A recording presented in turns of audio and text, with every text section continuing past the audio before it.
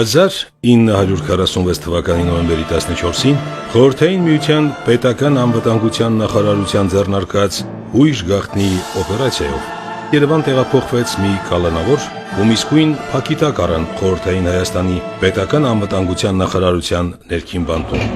Առեղծվածային այդ մարդուն բանտային մատյաններում եւ քննչական թղթաբանության մեջ գրանցեցին զուբր օպերատիվ ծածկանունով, կանխելու համար նրա անձի եւ գտնվելու վայրի մասին տեղեկատվական որևէ արտահոսք։ Ազգային անվտանգության ծառայության աշխատակիցների ծայրահեղ զգուշավորությունը պայմանավորված էր երկու ծանրակշիռ հանգամանքով։ Մի կողմից չափազանց արժեքավոր էին այդ կալանավորի կապերն արտերկրում, որոնց միջոցով խորհրդային գաղտնի ծառայությունները հույս ունեին արևմուտքում ստեղծել լրտեսական հզոր ցանց։ Մյուս կողմից նրա Երևանում գտնվելու մասին լուրը կարող էր մեծ խլրտումներ առաջացնել Հայաստանում, խորհրդային իշխանությունների համար անցանկալի հետևանքներով։ Արտաքին աշխարհի համար այդ մարդը պիտի վաղուց մեռած համարվեր։ Դյումայի երկաթե դիմակով հերոսի պես նրա անձը շղարշված էր անմատչելի գաղտնիքով,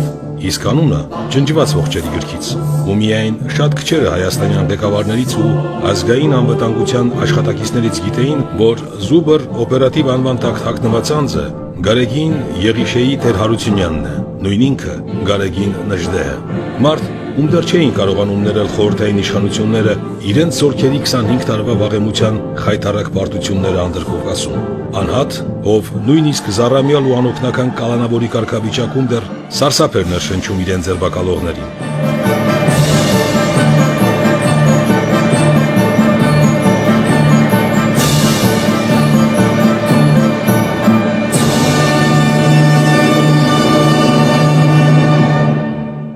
Անվիճելի է այն գիտական դրույթը, որ ազգերի եւ ժողովուրդների պատմությունը ստեղծվում է օբյեկտիվ իրողությունների արդյունքում։ Անհատին պատմության մեջ անհնար է անտեսել, սակայն խորը ուսումնասիրության դեպքում պարզ է դառնում, որ անհատի սուբյեկտիվ գործոնը դարձյալ հետևանքն է օբյեկտիվ իրողությունների։ Պատմության մեջ անխուսափելին երբեմն դրսևորվում է անհատների միջոցով, ինչը սակայն նշանակում է, որ նրանք ընդամենը իրադարձությունների կատարողներ են, բայց ոչ այդ իրադարձությունների ակունքում կանգնած նախաձեռնողներ։ Այնուհանդերձ, ինչպես ամենուր, այդպես էլ վերոհիշյալ դրույթում գործում է երբեմն բացառության օրենքը։ Կան անհատներ, որոնք պատմական ասպարեզ են մուտք գործում հակառակ օբյեկտիվ տրամաբանության բոլոր կանոնների եւ շնորհիվ իրենց բացառիկ հատկությունների ունակ են երբեմն գլխիվայր շուռ տալ անխուսափելի իրադարձությունների ընթացքը եւ ուղղել են բոլորովին այլ մի հունով։ Սովորաբար այդ մարդիկ մեծամասամբ չեն հասկացվում իրենց ժամանակին։ Նրանց առաքելությունը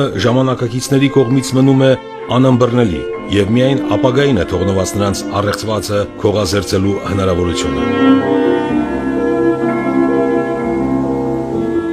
Հայազգի պատմության մեջ նման անձ հանդիսացավ Գարեգին Նժդեհը, իրավի բացառիկ մի անհատ, ով իզորու գտնվեց դեմ գնալ չարաբաստիկ պատմական օբյեկտիվությանը, ով չհամաձայնեց ընդունել իր ազգի պատմության ողբերգական կորուստներն իբրև անդառնալ իրողություն, եւ ով միայնակ հանդգնեց վերախմբագրել պատմությունն ու անել անհնարինը, վերադարձնել հուսաբեկ ազգին կորսված արժանապատվությունը։ Նրա իրականացրած ռազմական օպերացիաները համարվեցին հանդգնություն, նրա քաղաքական ծրագրերը որակվեցին խելագարության արգասիկ, իսկ գաղափարաբանությունը նույնիսկ խարանվեց մոլեռանդության կնիքով։ Սակայն իրադարձությունների հետագա ընթացքն ապացուցեց, որ հանձին այդ բացառիկ անհատականության հայ ազգը ստացել էր մեծագույն պարգև, որի իրական արժեքը չգնահատվեց ժամանակին, եւ գուցե մեծ իմաստով այդպիսին է մնում մինչև օրս։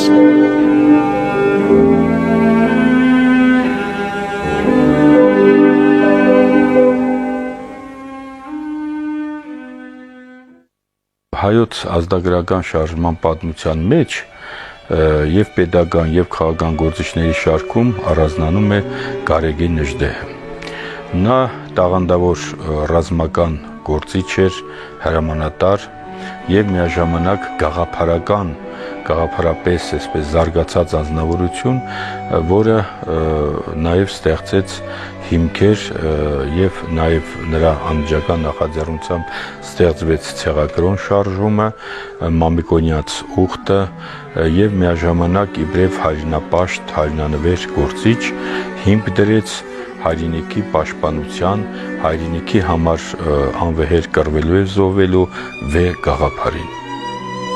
Գարեգին Տեր Հարությունյանը ծնվել է 1886 թվականի հունվարի 1-ին Նախիջևանի գավառի Կզնութ գյուղի քահանա Եղիշե Տեր Հարությունյանի ընտանիքում։ Արդեն մանուկ հասակում 1888-ին նա կորցրել է հորը եւ մնացել է մոր Տիրուհի Տեր Հարությունյանի խնամքին։ Մայրն անում էր ամեն ինչ, որ իր հայրազուրկ 4 երեխաներին կարողանա մեծացնել ըստ պատշաճի եւ ապահովել նրանց ապագան։ Գարեգինը նրանցից ամենակրտսերն էր։ Իր սկզբնական ուսումը նա ստացավ Նախիջևան քաղաքի ռուսական դպրոցում, ապա կրթությունը շարունակեց Թիֆլիսի ռուսական գիմնազիայում,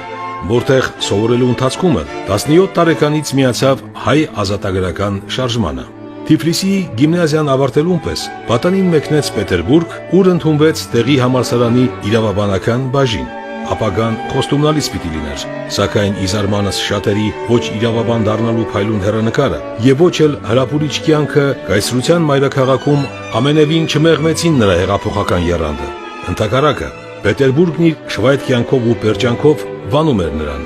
ավելի ու ավելի բորբոքելով հիշողությունները ծվատված հայրենիքի եւ տառապյալ հարազատ ժողովրդի մասին։ Համալսարան ընդունվելուց արդեն 2 տարի անց Գարեգինը անսպասելի որոշում կայացրեց ընդմիշտ թողնել ուսումը եւ իր անձը ամբողջությամբ նվիրաբերել ռուսական ցարիզմի եւ թուրքական բռնակալության դեմ մղվող հեղափոխական պայքարին։ Հետաքրքիր է Նժդե ծածկանվան առաջանալու տարբերակը, ասեմ, որ Նժդե այդ ծածկանունը Գարեգին Տեր Հարությունյանը առաջին անգամ օգտագործել է 1906 թվականին իր ընկերոջը այսպես ընծայագիր գրելիս նա նշել է հատուկ ծածկագրով այսպես գրել Նժդե։ Նժդե նշանակում է գաղթական, պանդուխտ։ 1906 թվականին նա թողեց համալսարանն ու մեկնեց Բուլղարիա, որտեղ Ռոստոմի աջակցությամբ եւ մակեդոնական ազատագրական շարժման ղեկավարների միջնորդությամբ ընդունվեց Սոֆիայի սպայական դպրոցը եւ այն հաջողությամբ ավարտելով 1907-ին վերադարձավ Կովկաս։ 1907-1908 թվականներին Գարեգինը անդամագրվեց հայ հեղափոխական դաշնակցությանը եւ այդ կուսակցության ցուցումով ուղևորվեց Իրան, Պարսկական հեղափոխական շարժմանը մասնակցություն բերելու։ 1909-ին Նժդեհն իր կյանքում առաջին անգամ ձերբակալվեց։ Ցարական իշխանությունները կանլանել էին նրան Պարսկաստան զենք տեղափոխելու համար։ Ռուսական բանտերում մնալով ավելի քան 3 տարի նա դարձյալ տեղափոխվեց Բուլղարիա։ Երբ 1912-ին սկսվեց Բալկանյան առաջին պատերազմը, հայերը Թուրքիայի դեմ կռվելու եւ Մակեդոնիան ու Թրակիան ազատագրելու համար բուլղարական բանակի կողքին ստեղծեցին կամավորական վաշտ, որի ղեկավարները դարձան Անձրանիկ Օզանյանն ու Գարեգին Նժդեհը։ Այդ պատերազմում Նժդեհը վիրավորվեց։ Նրա եւ Անդրանիկի գլխավորած վաշտը աչքի էր ընկել թուրքերի դեմ մի շարք մարտերում տարած հաղթանակներով, սակայն 1913-ին հայկական այդ վաշտը զորացրվեց, հրաժարվելով մասնակցել բալկանյան ժողովուրդների ներքին կռիվներին։ Բուլղարիա լինելու ժամանակ ես մի անգամ դուրս եկել, տենց զբոսնում էի, գնացել էի գրքի շուկա։ Բավականին շատ գրքեր կան, տենց զբոսնում էի գրքեր էի նայում, մեկ աչքովս ընկավ մի գիրք Թեոդոր Տրայանով եւ Գարեգին Նժդե։ Ինձ հետաքրքրեց, ես վերցրեցի գիրքը բուլղարերեն էր գրված եւ հեղինակը Վիտկա Նիկոլովա, բուլղարավի էր։ Ուրեմն այնտեղ գրում են Թեոդոր Տրայանովի մասին, իրանց բանաստեքստն է, որի հետ Նժդեն շատ մեծ կապեր ուներ, այսինքն իրանք ընկերություն էին անում եւ Գարեգին Նժդեի մասին։ Դե բուլղարերեն էր գիրքը, ես այդքան չի հասկանում։ Այստեղ բերեցինք, հետո թարգմանեցին գիրքը, բայց փաստը այն է եւ հետաքրքիր է այն է, որ բուլղար ժողովուրդը մինչև հիմա շնորհակալ է Նժդեին, որտեղ 1912 թվականին նա իր վաշտի հետ կռվեց բուլղարների կողմը թուրքերի դեմ։ Եվ մինչև հիմա փաստորեն իրանք տպում են իրեն մասին այդ գրքերը, որը շատ զարմանալի է, ես չէի սպասում։ Առաջին աշխարհամարտի նախօրյակին ներման արժանանալով ցարական կառավարության կողմից Նժդեհը վերադարձավ Կովկաս, Թուրքիայի դեմ մղվելիք պատերազմին մասնակցելու պայմանով։ Կռիվների սկզբնական շրջանում նա ստանձնեց հայկական կամավորական երկրորդ գնդի փոխհրամանատարի պաշտոնը։ Հետագայում արդեն ղեկավարեց հայ եզդիական առանձին մի ստորաբաժանում։ Արդեն թե Բալկանյան պատերազմում եւ թե առավելապես առաջին համաշխարհայինում ի հայտ եկան Նժդեհի զինվորական տաղանդն ու կազմակերպչական փայլուն ունակությունները։ Գրագետ մարդավարության ու զինվորներին ոգեշնչելու կարողության շնորհիվ նրան մշտապես հաջողվում էր փոքր ուժերով առավելության հասնել թշնամու մեծաթիվ ստորաբաժանումների դեմ, ընդ որում իր կորուստների քանակը հասցնելով նվազագույնի։ Այսպես հայ-թուրքական կռիվների ընթացքում նա իրականացրեց մի շարք մարտական օպերացիաներ, որոնք զարմանք ու հիացմունք առաջացրեցին իրենց հանդգնությամբ ու անթերիությամբ։ 1917 թվականին արդեն տեսնում ենք Նժդեհին կռիվների ժամանակ, այսինքն երբ արդեն հայկական բանակը նահանջում էր, ճակատը բաց էր, նրան տեսնում ենք Ալաջայի բարձունքներում կռվելիս, Կարսի մատույցներում, իսկ ապա Էրզրումից հայկական նահանջող զորաբանակի կազմում մինչև Սարեգամիշ նա օգնեց հայկական զորքի անկորուստ նահանջին։ 1917 թվականի Կողբի ազատագրման համար Նժդեհը բացառիկ արիություն ցուցաբերեց եւ փրկեց Կողբի փաստորեն հայ բնակչությանը կոտորածներից։ Այստեղ նա ակտիվորեն մասնակցեց նաև եզդեական գնդերի հավաքման գործին, հայ եզդեական ջոկատների ստեղծման, եւ մենք տեսնում ենք նրան հատկապես հայկական զորքի անկորուստ նահանջի գործում Նժդեհի դերը, որ կարողացավ ապահովել Էրզրումից Սարեգամիշ եւ Ղարս ընկած այդ հատվածում մինչեւ Ալեքսանդրապոլ, իսկ ապա մենք Նժդեհին տեսնում ենք հենց այդ ժամանակ նաև անի հավերանից Նիկողաս Մարի հնագիտական հազվագյուտ նշանակություն ունեցող նյութերի տեղափոխման գործում բացառիկ դերակատարման մեջ։ 1918-ի գարնանը Նժդեհն իր փոքրաթիվ ջոկատով հայկական կանոնավոր զորամիավորումների կազմում Ալեքսանդրապոլից նահանջեց Դիլիջան։ Այստեղ էին հավաքվել նաև բազմահազար հայ փախստականներ Կարսից, Շիրակից ու տեղի հայկական գյուղերից։ Ամենուր թե ազգաբնակչության եւ թե կանոնավոր զորքերի շարքում տիրում էր հուսալքությունն ու խուճապը։ Հայկական զորքերի գերագույն հրամանատարական կազմը գեներալ Նազարբեկովի գլխավորությամբ, ուր որը պատրաստվում էր վայր դնել զենքը ու հայկական ուժերը ամբողջությամբ լուծարելու ամոթալի համաձայնագիր կնքել թուրքերի հետ։ Ուսաբեկության ու բարոյալքման աղետալի այդ հորձանուտում լսվեց Նժդեհի սթափության կոչող ձայնը։ Դիլիջանի եկեղեցու բակում ժողովված զորքերի եւ ազգաբնակչության դեմ նա հանդես եկավ բոցաշունչ մի ճառով, որում կոչ արեց վերջ տալ հուսալքությանը, գոտեպնդվել ու պատրաստ լինել սխրագործության։ Դեպի ճակատ, այնտեղ է մեր փրկությունը։ Այս բառերով եզրափակված ճառը աննկարագրելի ազդեցություն գործեց լսարանի վրա։ Նժդեհը կարողացավ վստահություն հաղորդել մարդկանց եւ նրանց ոգևորությունը հասցնել կիսակետի։ Արդյունքում Ղարաքիլիսայի երրորդյա հերոսամարտը եկավ ապացուցելու, որ հուսալքումից մինչև ոգևորություն մի քայլ է, պարտությունից մինչև հաղթանակ մի ակնթարթ։ Հարկավոր է միայն հավատալ սեփական ուժերին։ Մայիսյան հերոսամարտերում Ղարաքիլիսան ունեցավ իր վճռական դերը։ Հիշենք, որ մայիսի 24-ից 29-ը հենց Ղարաքիլիսայի տակ Նժդեհի իսկ բառերով որոշում էր հայոց ճակատագիրը։ Այստեղ շուրջ 3-4 օրյա համառ մարտերից հետո հայկական 6000-անոց ջոկատը կարողացավ համառ դիմադրություն ցույց տալ թուրքական 10000-անոց Վեհի Փաշայի զորաբանակին եւ բացառիկ արիությամբ բաշկի ընկավ, պատահական չի հետագայում Վեհի Փաշան հունիսին վարվող Բաթումի բանակցությունների ժամանակ հայտարարում է, թե հայերն ապացուցեցին, որ իրենք աշխարհի անպարտելի զինվորները կարող են լինել։ Ռազմավարի ու հռետորի կուտակած այս փորձը անփոխարինելի դեր պիտի ունենար Նժդեհի համար մի տարի անց Լեռնահայաստանի հերոսամարտի օրերին։ Մի իրադարձության, որ սխրանքի եւ նվիրումի իր օրինակով նմանը չունի բովանդակ հայոց պատմության մեջ։ 1918 թվականի մայիսի 28-ին Հայաստանը հռչակեց իր անկախությունը։ Ընդամենը մի քանի օրվա ընթացքում նորընտիր պարլամենտի կողմից ձևավորվեց Հայաստանի Հանրապետության կառավարությունը, որն իբրև գործադիր գերագույն իշխանություն պիտի զբաղվեր նորանկախ երկրի քաղաքական, ռազմական ու տնտեսական խնդիրներով։ Չնայած ամենուր տիրող համընդհանուր խանդավառությանը, պետության իրական վիճակն աղետալի էր, առավել մտահոգիչ էր սահմանների խնդիրը, որի պատճառով ծայրահեղ լարված էին հարաբերությունները հարևան Վրաստանի եւ Ադրբեջանի հետ։ Թիֆլիսն ու Բաքուն իրենց հավակնություններն էին հայտնել որոշ բնիկ հայկական տարածքների վրա։ Մասնավորապես վրաց մենշևիկների կառավարությունը հռչակել էր Լոռին ու Փամբակը Վրաստանի Հանրապետության անբաժանելի մաս եւ զորք մտցրել այդ տարածքներ։ Իր կողմից մուսաֆաթական Ադրբեջանը, օգտվելով Թուրքիայի ռազմական ու քաղաքական սատարումից, անտեսելով պաշտոնական Երևանի զգուշացումները, մտադրվել էր իր կազմի մեջ ներառել Լեռնահայաստանը, Զանգեզուրն ու Արցախը։ Հայաստանի կառավարության հարևաններին հղած բողոքի նոտաները ոչ մի արդյունքի չբերեցին, ուստի վճիռ կայացվեց զենքի ուժով վերահաստատել իրավունքը այսպես կոչված վիճարկելի այդ մարզերի վրա։ Դրաստամատ Կանայանին հանձնարարվեց ազատագրել Լոռին վրացիներից, իսկ ահա Լեռնահայաստանը փրկելու գործը հանձն առավ Գարեգին Նժդեհը։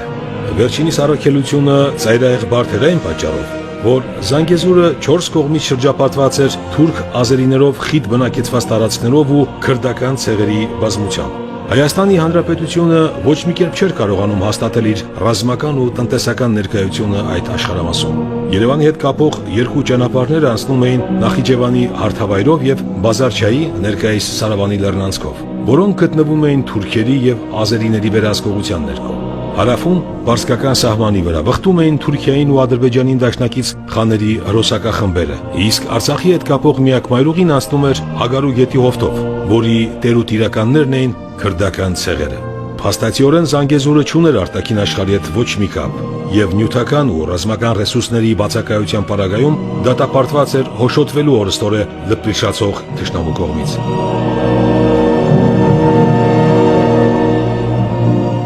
Ազերի զինված ազգաբնակչությունն ու մուսաֆաթական կանոնավոր բանակը բարբերական հարձակումներ էին գործում հայկական գյուղերի եւ ամբողջ ենթաշրջանների վրա։ Կոտորում էին բնակչությանը, ավարանում ինչքն ու անասունը, գերիքշում երիտասարդներին։ Անդրանիկի ջոկատի Զանգեզուրից ու Նախիջևանից հեռանալուն պես այդ գործողությունները սկսեցին կրել մասսայական բնույթ։ Այս ամենին Հայաստանի կառավարությունը չէր կարողանում հակադրել ոչինչ։ Լեռնահայաստանի փրկությունը վստահվեց Գարեգին Նժդեհին։ Նա թերևս միակ մարդն էր, ում ռազմական տաղանդն ու առաջնորդի որակները վստահություն էին ներշնչում, որ նա իզորու կլիներ կանխել աղետն ու եթե նույնիսկ չկարողանա պահպանել ամբողջ երկրամասը, ապա գոնե անվնաս կպահի նրա գոնե մի հատվածը։ Այդպես էր մտածում Հայաստանի կառավարությունը,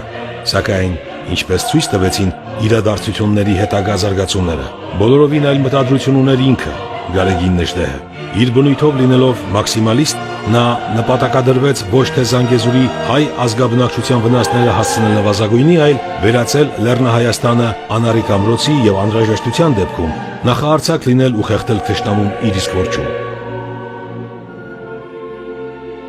Այդ հանդուգն ծրագիրն իրականացնելու համար Նժդեհն ուներ միայն երկու զենք, որոնց զորությանը ապավինեց ինքն ու չսխալվեց։ Այդ զենքերն էին նրա կամքն ու հավատը։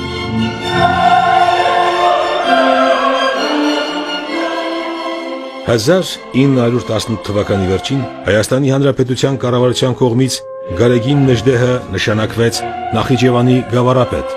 իսկ 1919 թվականի օգոստոսից Կապար գողթի, այսինքն Կապանի,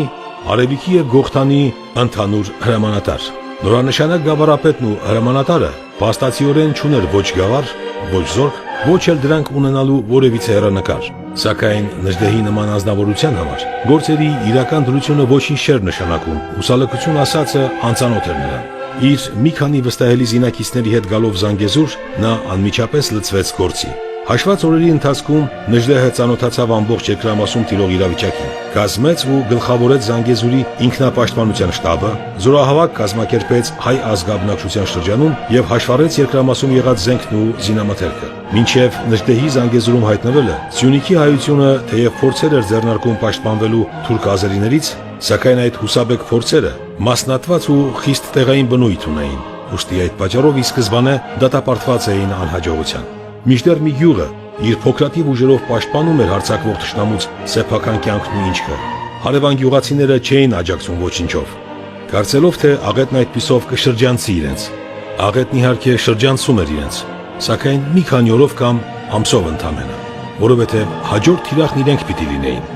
Առաջինն ինչ արմատավորեց Նժդեհը Զանգեզուրում, դա կենտրոնացված ու միասնական ինքնապաշտպանության գաղափարն էր։ Յուրաքանչյուր գյուղավան իր երիտասարդներից կազմված ջոկատը անհրաժեշտության դեպքում պիտի տրամադրեր Զանգեզուրի կենտրոնական հրամանատարությանը, ըստ վերջինիս հայեցողության երկրամասի ցանկացած հատվածում մարտական գործողություններ վարելու համար։ Պաշտպանության կազմակերպման նման ձևը շատ արագ տվեց իր ցանկալի պտուղները։ Այդուհետ անջատ գյուղերը կռվելու դեպքում կարող էին ապավինել ոչ միայն սեփական ուժերին, այլև Սյունյաց աշխարհազորի եւ անձամբ Նժդեհի տրամադրության տակ եղած ջոկատների վրա։ Իբրև բուլղարական սպայական դպրոցն անցած կադրային զինվորական եւ բալկանյան ու կովկասյան պատերազմներում թրծված հմուտ ռազմիկ, Գարեգին Նժդեհը գերազանց տիրապետում էր մարտավարության բոլոր գաղտնիքներին։ Նա շատ լավ գիտեր մարտադաշտում արագ տեղաշարժերի եւ կայծակնային հարվածների գինը։ Կռվի ամենաթեժ պահին գերազանց պատրաստված փոքրիկ ջոկատները ճիշտ ղեկավարելու պարագայում կարող էին իրականացնել այնպիսի մարտական խնդիրներ, որոնք սովորական պայմաններում իզորու չեն կատարել նույնիսկ վաշտերն ու ամբողջ գումարտակները։ Հենց այդպիսի ջոկատների պատրաստմամբ նաև սկսեց զբաղվել Նժդեհը Սյունիքում։ Գայլախումբ անունը ստացած այդպիսի յուրաքանչյուր մարտական միավորման մեջ ընդգրկված էր ընդամենը մի քանի երիտասարդ։ Նրանք օգտագործում էին նռնակներ, կիրառում էին վարոդով լեցուն ինքնաշեն տակառիկ ռումբեր, գերազանց կրակում էին եւ ամենակարևորը, մարտադաշտում կամ թշնամու թիկունքում հայտնվում էին նույնքան արագ, որքան եւ անսպասելի անհետանում։ Նժդեհը իբրև զինվորական ուներ որոշակի խստություն, պահանջկոտություն, նաև ռազմական մեծ տաղանդ ու արվեստ, կարողանում էր ճիշտ պահին ու տեղին անել դիտողությունները, կարողանալ կազմակերպել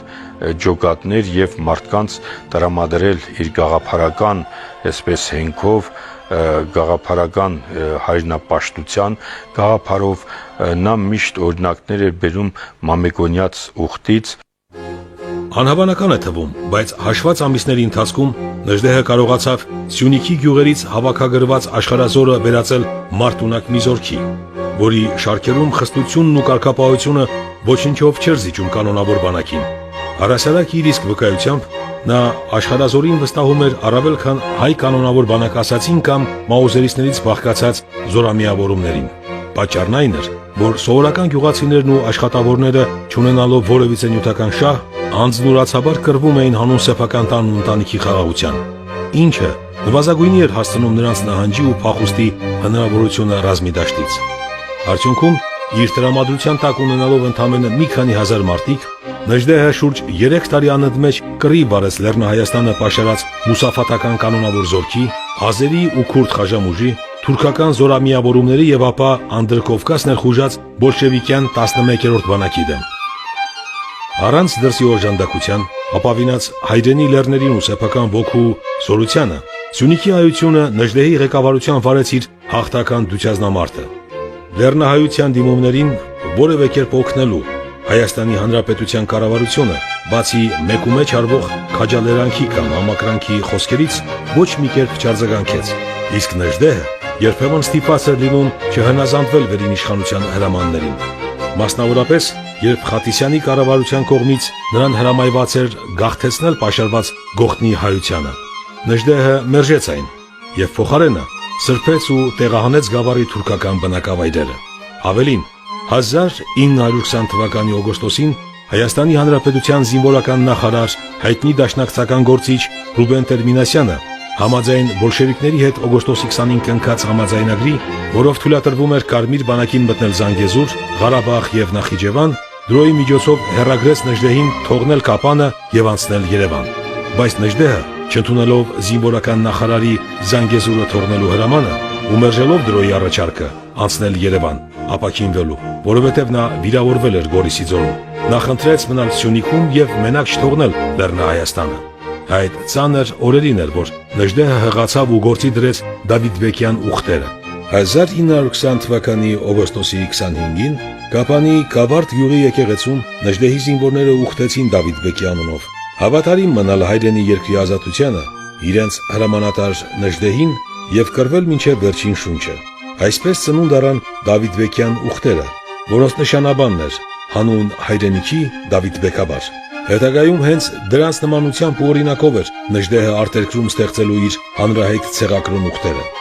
Բացահայտելով թուրք բոլշևիկյան միացյալ դավադրությունը եւ չընդունելով Հայաստանի Հանրապետության կրավորական կեցվածքը, որը Մոսկվայի ներկայացուցիչ Լեգրանի հետ կնքած վերոհիշյալ համաձայնագրով փաստորեն Զանգեզուրը Ադրբեջանին հանձնելու նախաքայլ էր անում, Սյունիքը Նժդեհի ղեկավարությամբ շարունակեց կռիվը եւ Հայաստանի խորհրդայնացումից հետո 1920-ի դեկտեմբերին իրեն հռչակեց ինքնավար։ 1921-ի հունվարին Դրոն Բաքվից մի հրագիր հղեց Նժդեհին, դարձյալ առաջարկելով նրան թույլ տալ Զանգեզուրի խորհրդայնացումը, հավաստիացնելով եւ վստահեցնելով, որ այդպիսով Մոսկվայի առաջիկա կոնֆերանսում Ռուսաստանը բարյացկամ կլինի Հայաստանի հանդեպ եւ կպաշտպանի նրա աշխատավորության շահերը։ Այս անգամ եւս Նեժդեհը իբրև հեռատես քաղաքագետ չհեռացավ Սյունիքից եւ շարունակեց մտքը։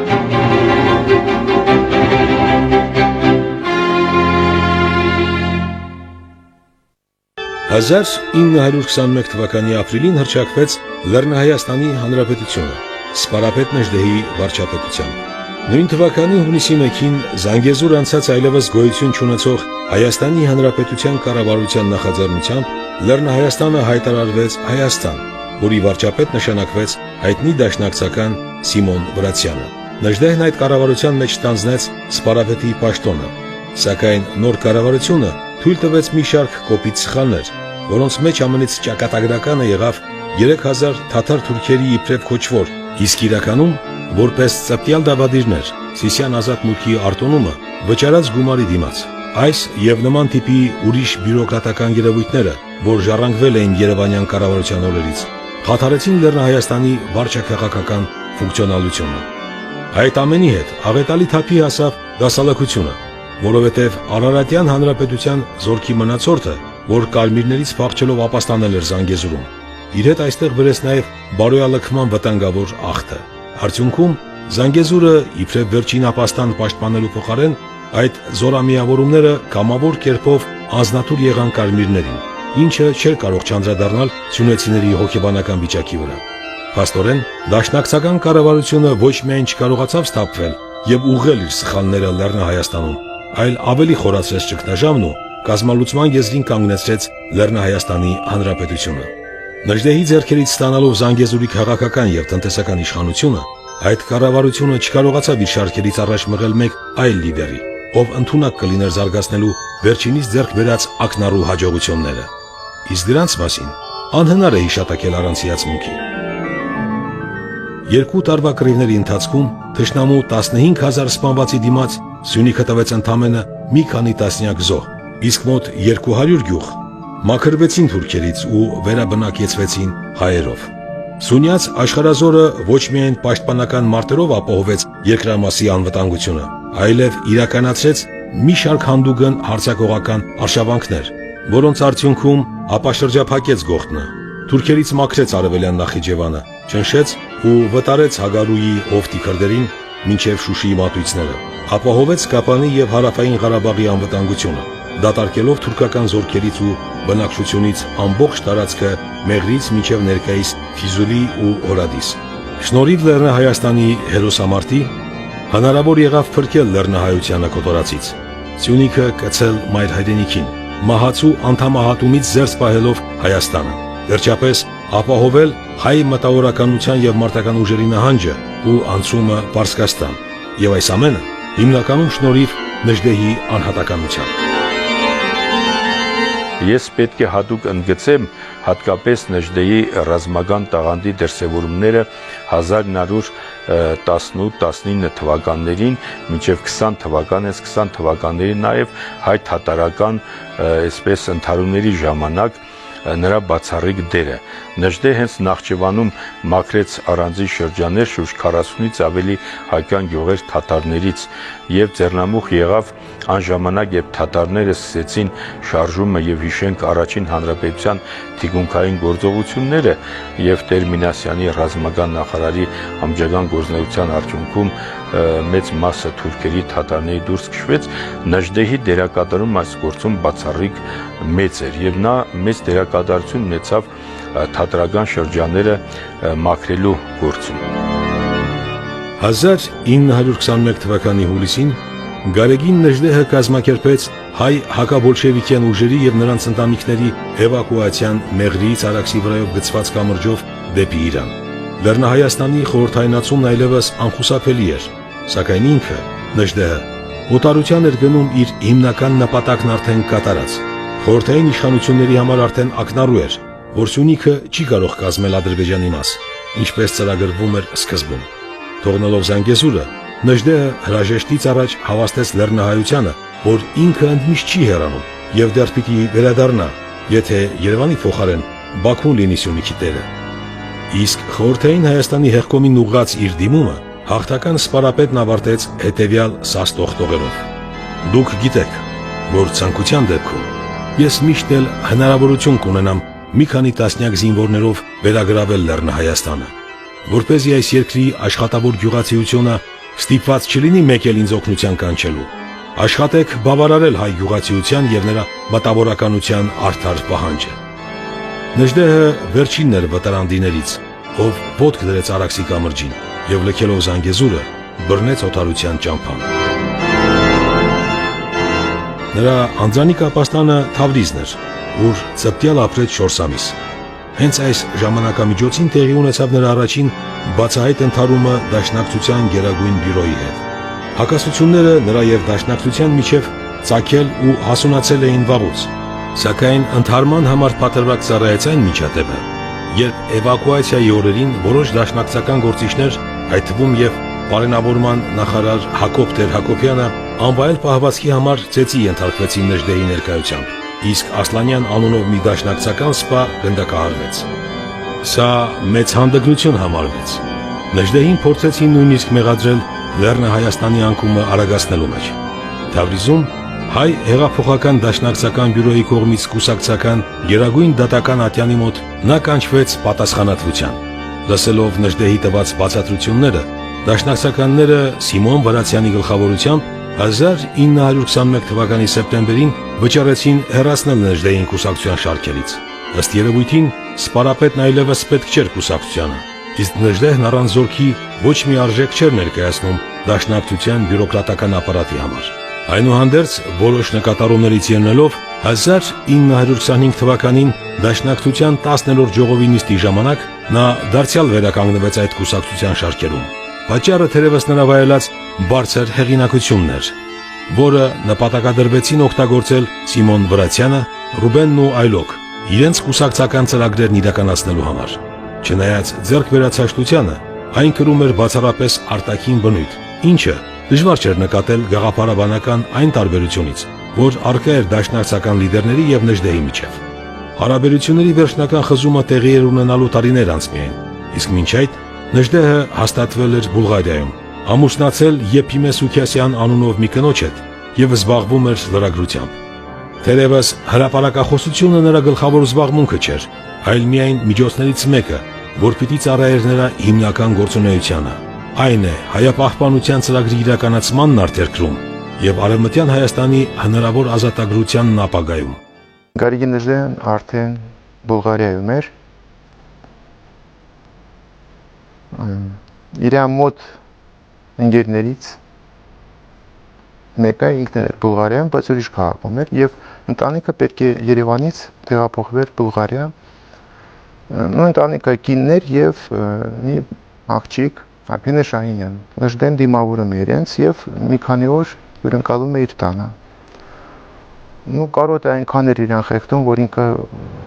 խնդրում էր, որ հայրենիքի սպառնեն ինչ-որ բաներ հետաքրքիր եւ իրանք պատմում էին, այտենց երեկոները նստում էին։ Նժդեն շատ զգայուն մարդ էր եւ խնդրել է, որպեսզի Արփինեն ուրեմն երգեր երգի, ինչ գիտի։ Արփինեն մի քանի այտենց երգ երգեց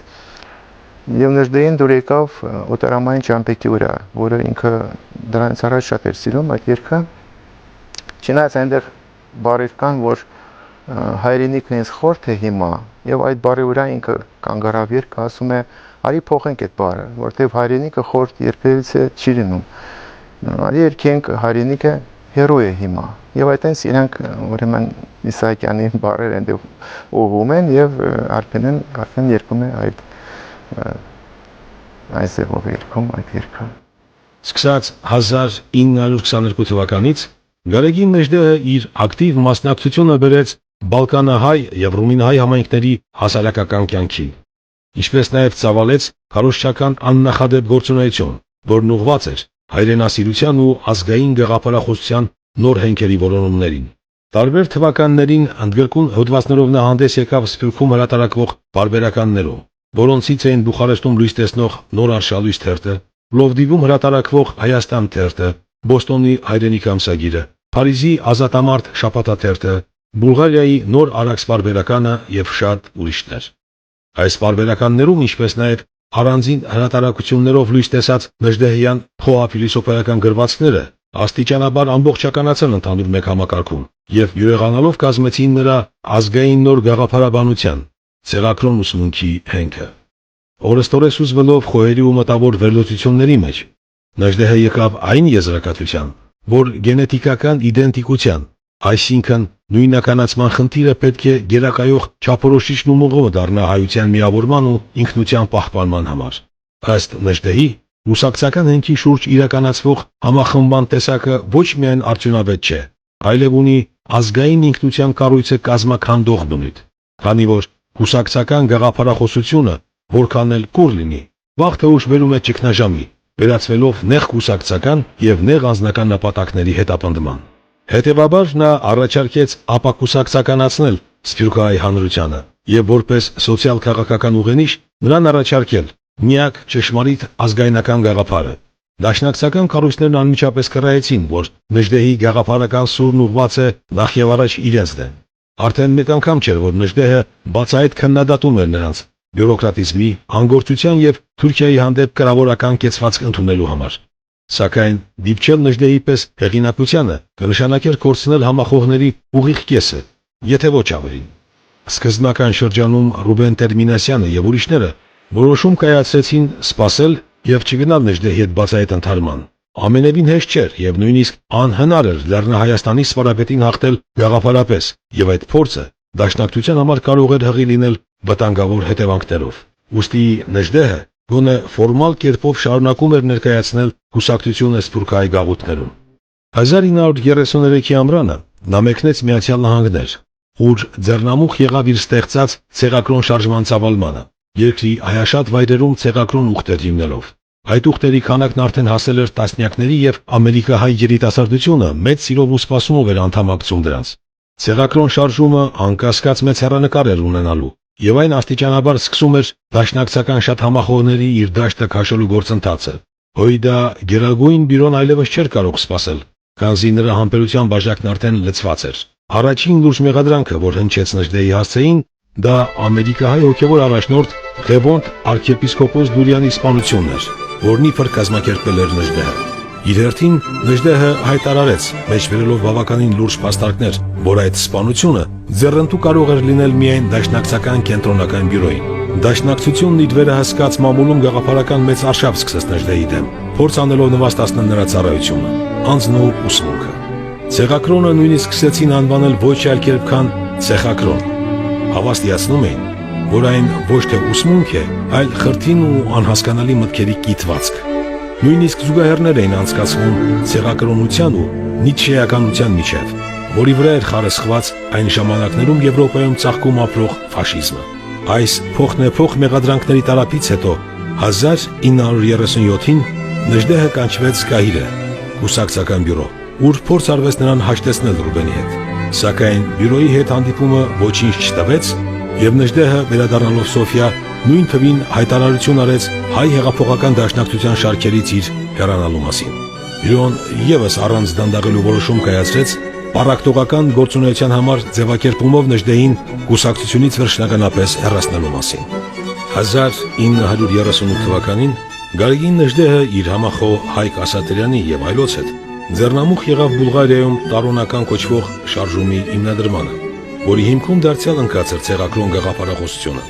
Նույն թվականին Հոյդա 13-րդ ընդհանուր ժողովից հետո Սոֆիա ժամանեց դաշնակցական բյուրոյի լիազոր ներկայացուցիչ Կարո Սասունին եւ հայտնեց նրան, թե դաշնակցությունը հերթական անգամ հաշտության կոչ է անում Նժդեհին եւ պատրաստ է նրան ընդառաջել, միայն թե Նժդեհը չհիմնի նոր կազմակերպություն։ Դաշնակցականները գերազանց գիտեին, որ կարող են կորցնել իրենց ազդեցությունը Բալկանահայության շրջանում, քանզի Նժդեհին այստեղ գիտեին բոլորն ու բառացիորեն պաշտում էին նրան։ Նժդեհը մերժեց Սասունու առաջարկը ու հայտնեց նրան, որ ինքը չի կարող հաշտվել մի կազմակերպության հետ, որը քողարկվելով հայրենասիրությամբ վարել ու վարում է ապազգային քաղաքականություն։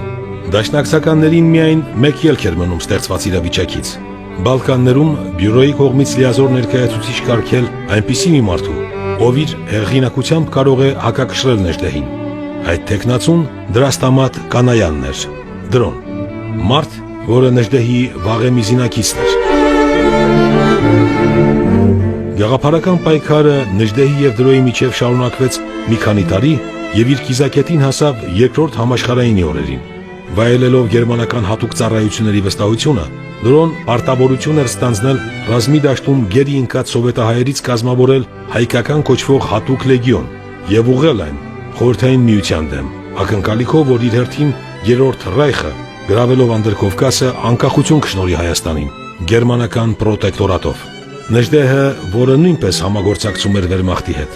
մեղադրեց Դրոյին անհեռատես ու ցնորամիտ այդ գաղափարի համար, գտնելով, որ Խորհրդային Միությունը երբեք չի ների հայերին նման դիրքորոշման համար։ Նա գտնում էր, որ հարկ է գերմանացիների հարվածը ուղղել Թուրքիայի վրա եւ այդ պատճառով նույնիսկ հավաքագրել էր Բուլղարիայում հայ կամավորականների միջոկատ, որն իր հետ բերել էր Գերմանիա դիվերսիոն գործը յուրացնելու համար։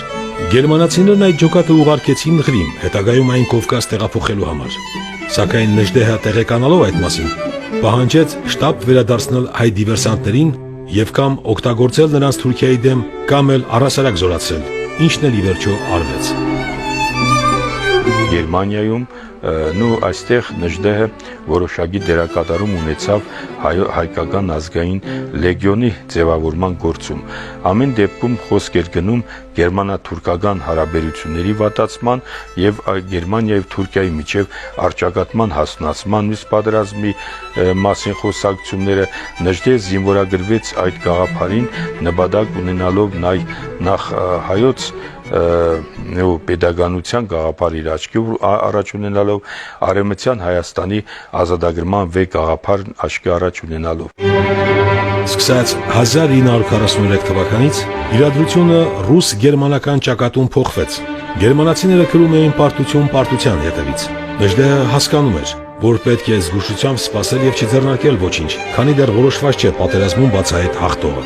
1944-ին արդեն ակնհայտ դարձավ, որ Հիտլերը չի խուսափի վերջնական ջախջախումից եւ որ գերմանացիների փեշը բռնած Թուրքիան ուշ թե շուտ կարժանանա պատժի։ Նժդեհի համար ուրվագծվում էր արևմտյան Հայաստանի ազատագրման հեռանկարը, ուստի երբ խորհրդային զորքերը մտան Բուլղարիա, նա ազգային հասարակական շատ գործիչների պես չլքեց Սոֆիան, այլ որոշեց հանգիստ հանձնվել խորհրդային իշխանություններին, պատրաստվելով համագործակցելու նրանց հետ, ընդդեմ թշնամական Անկարայի։ Իր ձերբակալությունից օրեր առաջ նա գրել է. «Գիտեմ, թե ինչ է սպասվում ինձ, բայց եւ այնպես որոշել եմ մնալ, հակառակ որ կարելիություն ունեմ օթանավով ինձ նետելու Վիեննա։ Չեմ հեռանում, որ հալածանքի չընթարկվեն մեր կազմակերպությունները, Բուլղարիայի ցեղակրոն ուխտերը։ Մնալու ավելի լուրջ պատճառներ ունեմ։ Այսօր ես կյանքին կապված եմ այն չափով միայն, ինչ չափով որ ինձ դեռ պարտական եմ զգում ծառայելու Հայաստանին։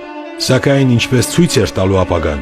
այդ ճակատագրական որոշումը գուցե միակ սխալն էր զորավարի եւ մտածողի նրա բովանդակ կյանքում եւ գործունեության մեջ։ 1944 թվականի հոկտեմբերի վերջին Նժդեհը ձերբակալվեց խորհրդային բանակային հակահետախուզության գլխավոր վարչության աշխատակիցների կողմից։ Նրան Բուլղարիայից տեղափոխեցին Բուխարեստ, որտեղից ինքնաթիռով տարան Մոսկվա եւ անմիջապես բանտարկեցին Լյուբյանկայում։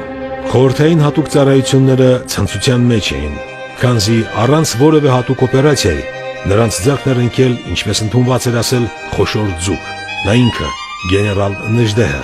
որի ժամանակին սովետներին պատճառած տհաճությունները դեռ լավ էին հիշում Մոսկվայում։ Լյուբյանկայում Նժդեհի հարցաքննությամբ առաջինը զբաղվեց պետական բոլոր հատուկ ծառայությունների ղեկավար ու համակարգող գեներալ Աբակումովը։ Այդ մարդը զարմանք էր ապրել այն պատճառով, որ Լեռնահայաստանի սպարապետը հարցաքննության ժամանակ չէր խուսափում ուղիղ հարցերից, չէր փորձում թաքցնել իր մասնակցությունը խորհրդային կարգերի դեմ ուղղված գործողություններին, որոնց թվում էր նաև փետրվարյան ապստամբությունը, եւ համոզիչ ու փաստարկված բացատրում էր գերմանական հատուկ ծառայությունների հետ իր համագործակցության պատճառները։ Նժդեհը հանգամանալից բացատրեց գեներալ Աբակումովին, որ ոչ վախը, ոչ էլ կարծեցյալ զղջումն է նրան ստիպել հանձնվել սովետներին,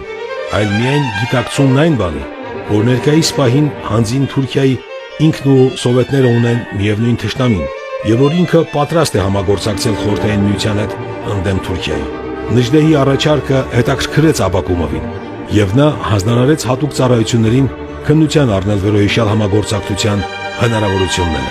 1944-ից մինչև 46 թվականները Նժդեհը անցկացրեց Մոսկվայի բանտերում, որտեղ նրան պարբերաբար հարցաքննությունների էին ենթարկում, մի կողմից նրա դեմ մեղադրական գործ հարուցելու, մյուս կողմից Աբակումովին արած նրա առաջարկը քննելու համար։ Վերջապես համարելով, որ Նժդեհի ծրագիրը հեռանկարային է, նրան գաղտնի կերպով տեղափոխեցին Երևան, որտեղ սովետական Հայաստանի պետական անվտանգության նախարարությունում պետք է մշակվեր հատուկ ծրագիր Նժդեհին եւ արտերկրում նրա կապերը օգտագործելու կոնկրետ առաջարկություններով։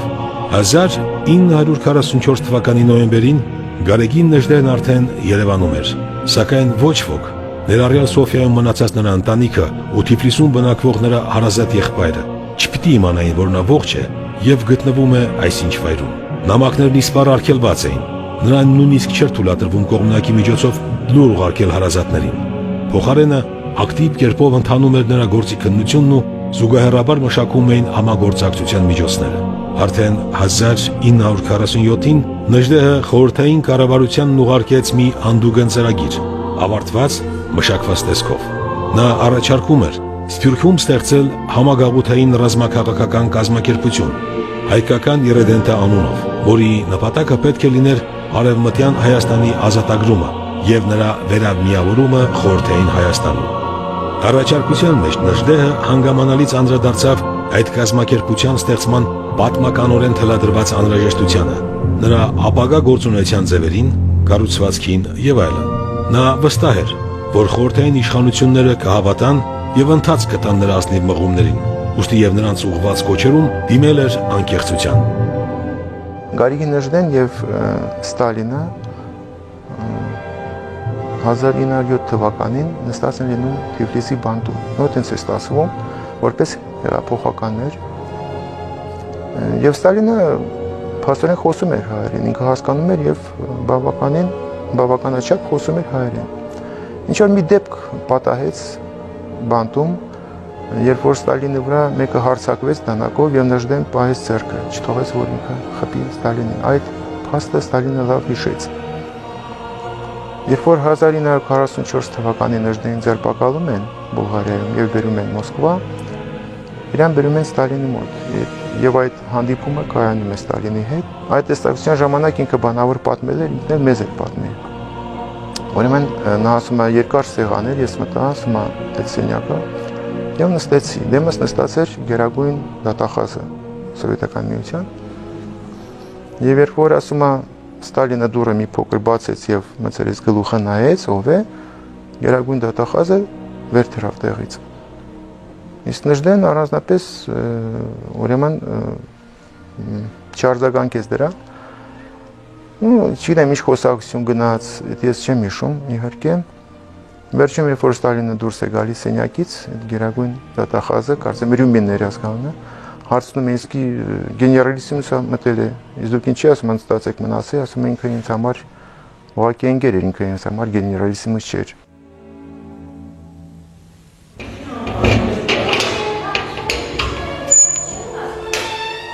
1947-ի դեկտեմբերի 10-ով թվագրված Ստալինին ուղղված իր նամակում Նժդեհը գրել էր հետևյալ տողերը. Քաղաքացի գեներալիսիմուս, ես չէի ուզի ապրել, եթե չզգայի, որ դեռ կան խնդիրներ, հանուն որոնց պետք է ապրել։ Մեռնել ինչ կա մահից ավելի հեշտ բան, ձեր հայրենասերի ու զինվորականի համար։ Ինձ չի հետաքրքրում ոչ կյանքը եւ ոչ էլ մահը, այլ միայն վերջին ցանկությունս մասնակցել ֆեոդալական Թուրքիայի ոչնչացմանը։ Քաղաքացի գեներալիսիմուս, չլքելով Սոֆիան, ես ցուցաբերեցի հայրենասիրություն եւ խորհրդային իշխանության հետ հաշտվելու անկեղծ ցանկություն։ Ես մնացի վստահելով ձեզ, ով վստահում է մեծ մարդուն, հիրավի մեծության, նա չի փոշմանում։ Հավատում եմ, որ իմ ասպետությանը դուք եւս կպատասխանեք ասպետությամբ։ Այս նամակում չկա ստորացում, չկա խնդրանք ու ներմանակնկալիք, այլ միայն անկեղծություն ու արժանապատվություն։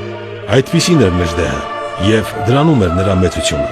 Սակայն հակառակ դրան, հանձին Ստալինի նա չտեսավ մեծություն եւ իր հիշատակած ասպետին վայել բնավորություն։ Ստալինը պատասխանեց նրան լռությամբ։ 1948 թվականին չարաբաստիկ մի զուգադիպությամբ կամ էլ կանխամտածված նենգությամբ հենց ապրիլի 24-ին հրապարակվեց Նժդեհի դատավճիռը։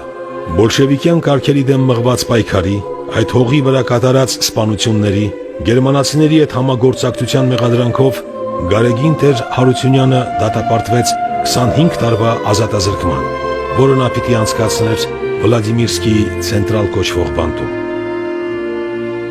Այդ ընթացքում խորհրդային իշխանություններին Նժդեհի հարած առաջարկը դեռ երկար պիտի չարչրկվեր հետախուզական ծառայությունների պարագլուխների աշխատասենյակներում։ 1952-ին Նժդեհը երկրորդ անգամ բերվեց Երևան, այնուհետև ամռանը տեղափոխվեց Տաշկենտ, ապա նորից Վլադիմիրի վանք։ Գործը երկարում էր, խճճվում ու փաստացիորեն չէր շարժվում տեղից։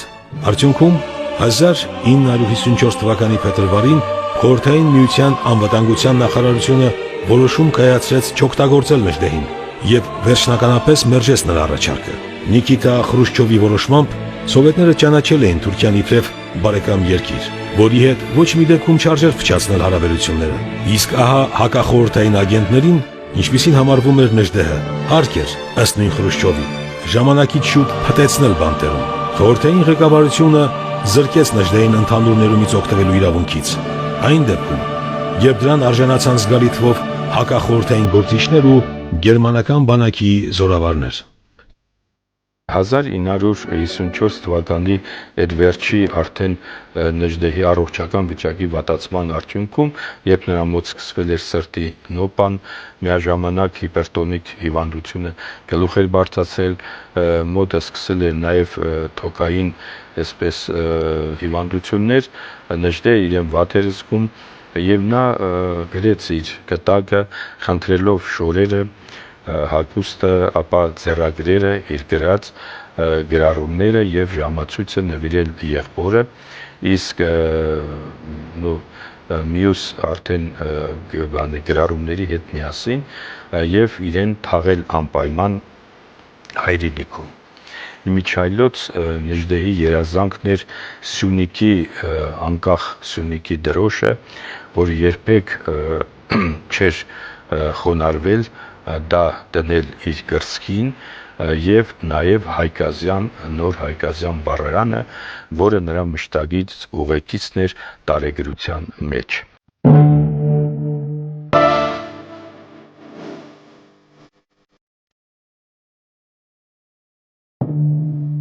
Կուզմենկո ազգանունով մի դատապարտյալ հետագայում վկայում էր։ Ժամանակին ինքը Վլադիմիրի բանտում ծանոթացել էր հիվանդությունից տկարացած մի ծերունու հետ։ Այդ ծերունին մշտապես իր մոտ էր պահում փոքրիկ կապոցում ամփոփված մի բուռ հող, որն ինչպես ինքն էր ասում, իր հայրենիքի մասունքն էր։ Կուզմենկոն հիշում էր, որ մի օր խուզարկության ժամանակ ծերունուց խլեցին կապոցն ու էլ հետ չտվեցին, իսկ նա մանկան պես լաց եղավ։ Կուզմենկոյի վկայությամբ այդ ծերունու անունն էր Գարեգին Տեր Հարությունյան։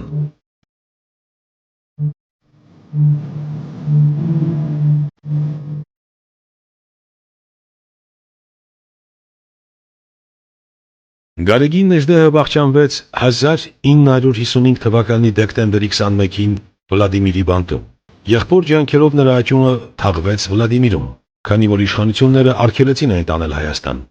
1983-ին Նժդեհի աճյունը գաղտնի տեղափոխվեց Երևան։ Նույն թվականին աճյունից մի նշխար ամփոփվեց Խուստուփ լեռան լանջին, իսկ հիմնական աճյունը ցինկի արգղի մեջ մի քանի տարի պահելուց հետո 1987-ին հանգրվանեց Գլաձորի Սպիտակավոր կոչվող վանքում։ Այդպիսով